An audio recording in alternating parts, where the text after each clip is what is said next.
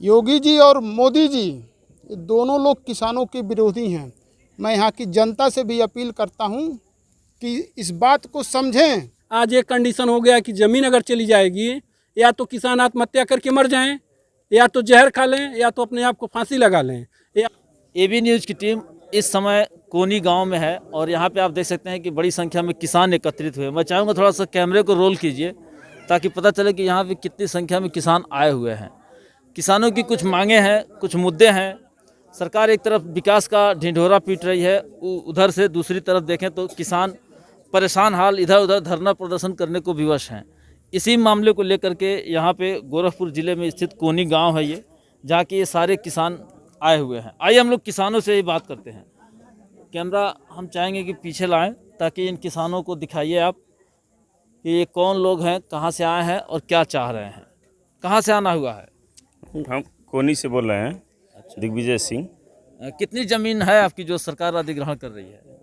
2 एकड़ है हमारी। अच्छा, तो इस संबंध में सरकार का क्या स्टैंड है? सरकार एक बैग, हम लोग को कुछ नहीं मालूम था हम लोग का ज़मीन सीलिंग है कि क्या है। एक बैग हम लोग के जो मालूम पड़ा कि सरकार पेपर में निकाली कि सब सीलिंग इतना इतना लेकर जाएंगे, तो हम लोग जांच किए। फिर जांच किए तो हम लोग का 64 से हम लोग का कागज़ एकदम सब सही था। 64 में, 23 में, 41 में, 45 भी चेक किए, सब हम ही लोग का नाम था। ये लोग क्या मालूम पहले का। अच्छा, आपकी ज़मीन पुश्तैनी है ना कि ये खरीदा? नहीं, ये खरीदी हुई है। अच्छा, किस सन में खरीदा आपने? सन 64 में। तो उस 64 की जमीन को इस समय सीलिंग घोषित कर दिया गया। हाँ, 64 का सीलिंग घोषित कर दिए हैं। तो इस संबंध में तो सरकार कुछ दे नहीं रही होगी? कुछ नहीं दे रही है। इसी बात को लेकर डायरेक्ट जबरदस्ती फोर्स बुला के वो 10 गाड़ी फोर्स आकर कब्जा कर ली है 64 एकड़। आइए, एक और किसान है। कितनी जमीन जा रही है आपकी? 2 मंडा। अच्छा, तो कुछ आपको भी नहीं मिल रहा होगा? कुछ नहीं। तो कोई आश्वासन सरकार की तरफ से? कुछ नहीं। कुछ भी नहीं? कुछ नहीं। क्या बोल रहे हैं लोग? क्या सीलिंग की जमीन है और 2 में चकबंदी हो चुकी है, रजिस्ट्री होगी, खरीदाखिला हो गया है। बिल्कुल, ये सोचने का विषय है कि जिस जमीन की रजिस्ट्री हो गई, खारिज दाखिल हो गया, आज उस जमीन को सीलिंग कह दिया जा रहा है। क्या ऐसा आपके साथ भी समस्या है? ऐसा है कि हम यहाँ हाटा से आए हैं और यहाँ जो है करीब 6-7 बीघा खेत मतलब खरीदे हैं और पूरी ज़मीन जो है सीलिंग में चली जा रही है। और हमारे बच्चे क्या करेंगे, ना मजदूरी कर पाएंगे ना कुछ और कर पाएंगे।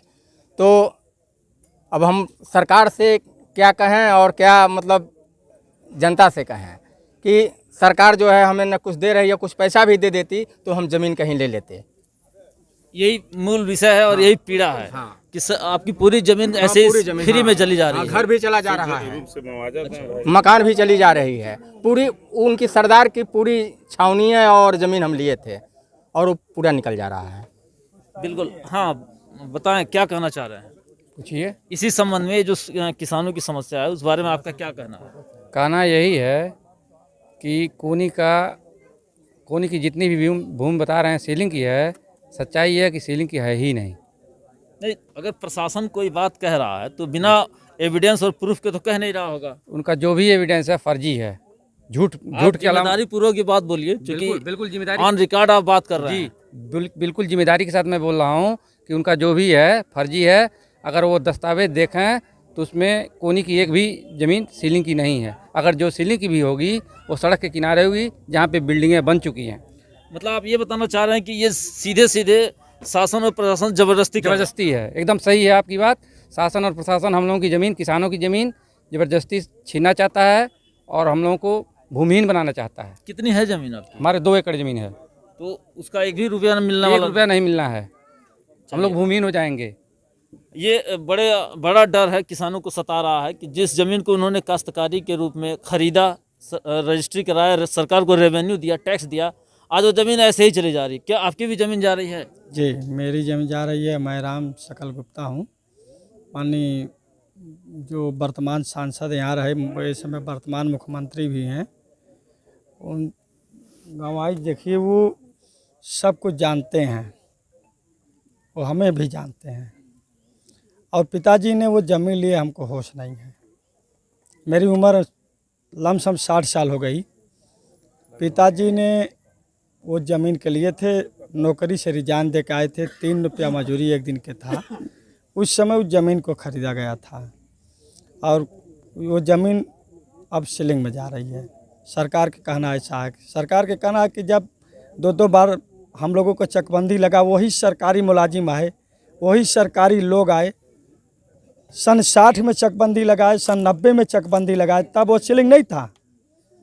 चकबंदी होने के बाद सब कुछ हो गया, धारा 45-52 सब कुछ हो गया, लेकिन सीलिंग कब हुआ?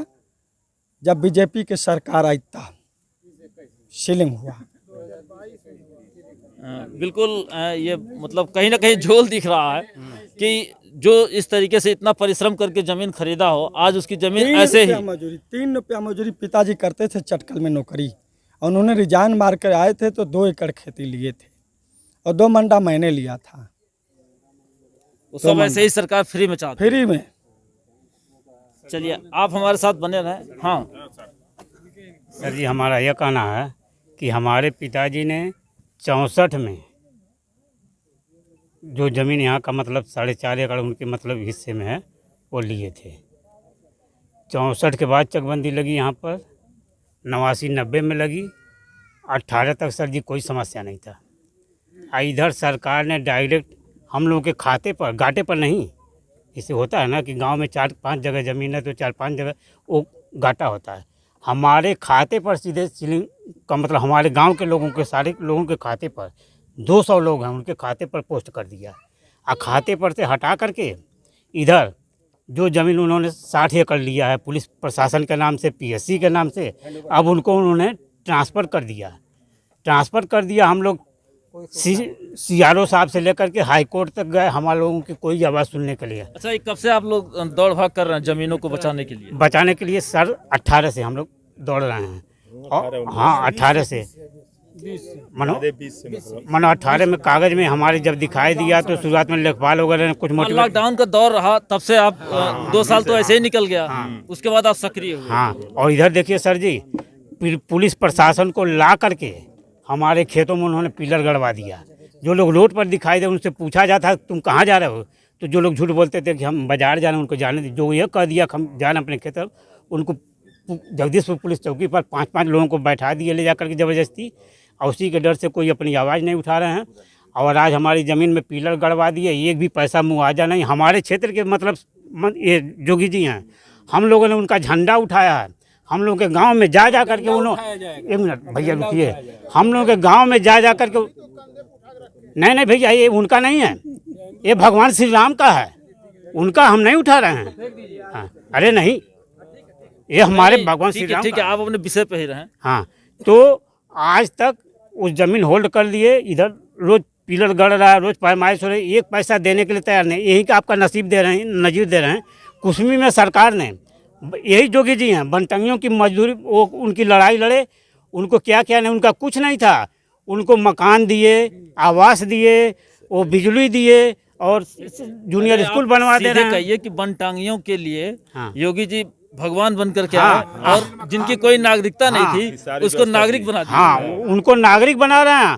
हम लोग जो शुरू से यहाँ पर नागरिक हैं, हम लोग की पुश्तैनी जमीन है, हम लोगों को कह रहे हैं कि तुम लोग भू माफिया हो। हाँ, कौन कह रहा है भू माफिया? वही प्रशासन के लोग, जोगी जी के लोग कह रहे हैं, सारा उनके कान में आवाज़ है।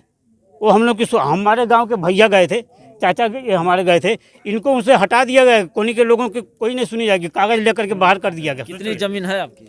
हमारी 4.5 एकड़ ज़मीन है, और 4 एकड़ पर उनका मतलब खाते पर पोस्ट है कि ये सीलिंग की ज़मीन है। और हमारे पिताजी ने उनके बलवंत सिंह से लिया था, जो 14 लोगों को उन्होंने 66 के पहले ट्रांसफ़र कर दिया था। यानी आप जब मुख्यमंत्री के जो जनता दरबार हर हफ्ते 10 दिन 15 दिन पर लगता है, उसमें आप गए तो आपको भगा दिया गया? हाँ, 4-5 बार हम लोग गए थे।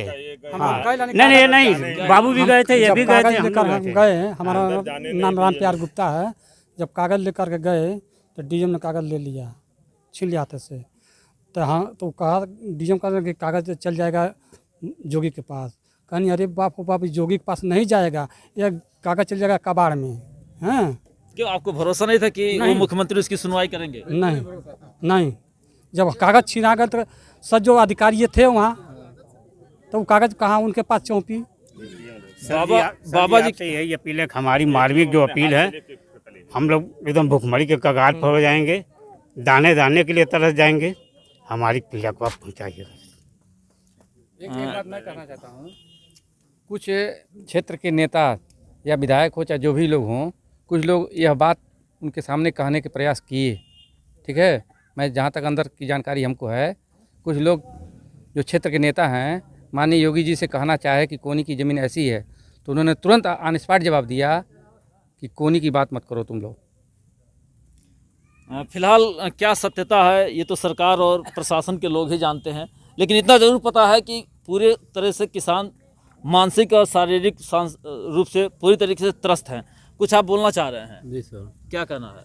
क्या है कि 1960 के पहले सरदार जी ने अपनी जमीन को बेच दिया 14 लोगों को।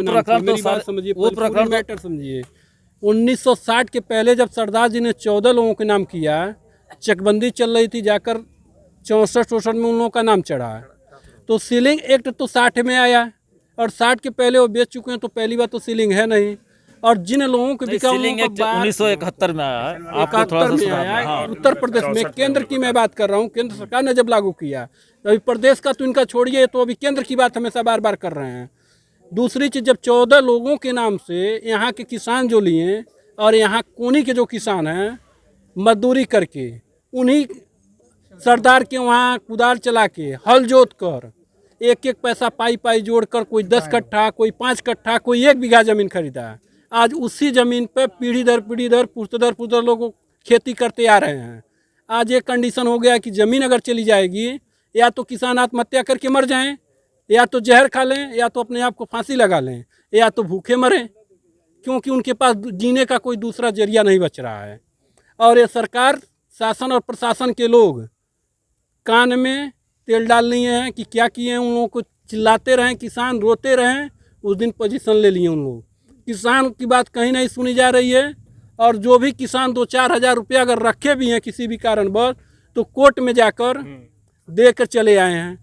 और कुछ किसान ऐसे भी हैं जिनकी ज़मीन सीलिंग में नहीं है, पुश्तैनी ज़मीनें हैं, उसको भी सीलिंग में डालकर 20-20 हज़ार रुपया हम लोग खर्च किया गया है। गेहूँ बेचकर 20-20 हज़ार रुपये का हम लोग खर्च किया गया 41, 45 और 43, 1323 निकालने में। जिस कागज़ की कीमत 10 रुपये के स्टाम्प पर निकलता है, उसको हम लोग 5-5 हज़ार देकर निकाला गया है। इस तरह तो लूट मची हुई है किसानों के साथ। आपका लिए यहाँ पे किसान यूनियन भी लगातार किसानों की मांगों उठाता रहा है, उनके लिए संघर्ष करता रहा है। किसान यूनियन कितना आपके साथ है? आज किसान यूनियन हम लोगों के बीच आए हैं और हम लोगों के दुख और दर्द को समझें। किसान यूनियन के सभी पदाधिकारियों को हम अपने ग्राम सभा की तरफ से तहे दिल से धन्यवाद देता हूं। और इन्होंने कहा कि योगी जी ने झंडा हम लोग उठाए हैं, ये सत्य है कि योगी जी के लिए झंडा उठाए हैं, मगर अब आने वाले समय में किसान यूनियन के साथ मिलकर हम लोग डंडा भी उठाएंगे योगी के खिलाफ। और यही जगह है, इसी जगह पर योगी जी ने 20-20 बार, एक बार नहीं 20-20 बार उनका कार्यक्रम हुआ है। और यही कोनी की जनता मान और सम्मान और जो प्यार उनको लाड दुला दिया है, आज उसी जनता ने जो सम्मान दिया है उसको सूद सहित तो वापस लेगी, डंडे के साथ लेगी। आजमगढ़ के रहने वाले हैं। प्लाटिंग 4 लेन के जस्ट बगल में हुआ और आज वो 4 लेन बाईपास निकल रहा है। तो हम चेक कराए कि ये ज़मीन कैसी है, तो उस पर तहसील से मिला कि ये इसका मुआवजा मिला है। इसलिए हम कंफर्म हो गए कि ये ज़मीन या सरकारी नहीं है, सही है, मुआवजा दिया गया है तो ज़मीन सही है। हमने रजिस्ट्री करा लिया, खाई दाखिल हो गया, मकान भी बनवा लिए, वहाँ चाय की दुकान चलाते हैं, रहते हैं। आज वो कह रहे हैं कि ये सीलिंग की ज़मीन है और वो मुआवजा आपको नहीं मिलेगा, अब तोड़ने की कार्रवाई। चलिए, अभी हम लोग कुछ देर में किसान यूनियन के जो भी पदाधिकारी आए हैं उनसे भी बात करते हैं। लेकिन यहाँ पे हमारे साथ कुछ महिलाएं भी हैं जो अपनी पीड़ा बताना चाहती हैं। क्या दिक्कत हो रही है? दिक्कत ही है बा इसको छोड़ दीजिए कि हमन के खेती बाड़ी आ जौन घर दुआर बा तौनो का हताना सर लेवे के मनो प्रशासन। हाँ, वो लोग कर आपको घर दुआर भी ले लेंगे? हाँ, ले लेंगे। तो कहाँ जाएंगे आप लोग? सब इथी जहन्नुम जाइए, वहाँ लाल टीका मार दिए हैं चौराहा पे कि ये सब बंजर है, इथी सीलिंग है। तो पूछे नहीं कि हमारा घर दुआर आप ले लेंगे तो हम कहाँ जाएंगे? अब हमन से भेंट नहीं होता कि पूछी उनसे, कहीं क्या पता बता नहीं रही उनके। वो जैसे कि हमन के जितना जजात जमीन बा उतना सब सीलिंग देखा होता है। मत बताई हमन लोग कहाँ जाइल जाई, हमन के कहाँ जाइल जाई? सब रोड में निकालता, सीलिंग में निकालता ना, आबादी में निकालता ना, कहाँ लड़के बच्चे ले हमन के कहाँ जाइल जाई? चलिए, कितनी जमीन है आपकी? हाँ मानो हुआ 2-4-10 कट्ठा खेत है, हम लोग गरीब आदमी हैं। हम लोग के रोटी तो मतलब बाजार तक कहीं नहीं पाते, खरीद खेत खास खरीदा। बाली 4-5 गो बच्चे, हम लोग कहाँ लेकर जाएंगे अपना बच्चा। आपकी भी जमीन लोग छीन रहे हैं? हाँ हम लोग का जमीन। अच्छा, उसके बदले में कुछ पैसा दे रहे हैं कि नहीं? पैसा 1 रुपया नहीं देता, नहीं 1 पैसा नहीं देता। नहीं भारतीय किसान यूनियन के नेता हैं ये, और कहा जाए तो किसानों की समस्या को बड़ी मुखरता के साथ उठाते हैं और किसानों की समस्या को मजबूती के साथ रखते हैं।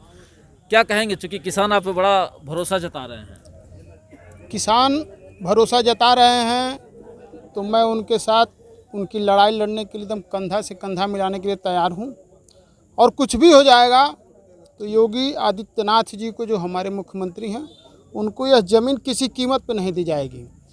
मैं मुख्यमंत्री जी से ही पूछना चाहता हूं कि बनटंगिया गांव जो बनाए आप हैं, राजस्व ग्राम बनाए हैं, उनके पास ज़मीन नहीं थी, आपने उनको ज़मीन दे दी। और जिन किसानों के पास ज़मीन थी, आप उसको छीनने का प्रयास कर रहे हैं, और वो भी जो आपके संसदीय क्षेत्र में हैं। योगी जी और मोदी जी, ये दोनों लोग किसानों के विरोधी हैं। मैं यहाँ की जनता से भी अपील करता हूँ कि इस बात को समझें। लेकिन आप विरोधी क्यों कर रहे हैं? क्योंकि देख रहे हैं तो भाजपा जो सरकार है, किसानों को सम्मान निधि दे रही है, किसानों के लिए कई कल्याणकारी योजनाएं चला रखी है, तो फिर विरोधी कैसे ठहरा रहे हैं? ये तो बरगलाने का एक तरीका है। ये किसान नहीं समझ पा रहे हैं हमारे हित में कौन काम कर रहा है।